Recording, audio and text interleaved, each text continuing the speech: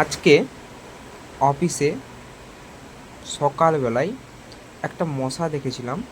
মশাটা কতটা বড় মশা, আর ডেঙ্গু মশা। ওর মুখ থেকে একটা লালা টাইপের পদার্থ বেরিয়ে আসছে, আবার শোষণ করে নিচ্ছে। ওই মশাটা যদি কোনো খাবারের জায়গার উপরে যদি বসে খাবারটাকে নরম করবে, নরম করার পরে মশাটা শোধন করবে, খাবারটা খেতে শুরু করবে। ওই খাবারটা কেউ যদি খায় তাহলে তার যে শরীর খারাপ বা জ্বর হওয়ার চান্সটা বেশি। দেখুন কতটা ভয়ানক একটা লালা টাইপের বের করছে, ওই লালাটা আবার শোষণ করছে, কতটা ভয়ানক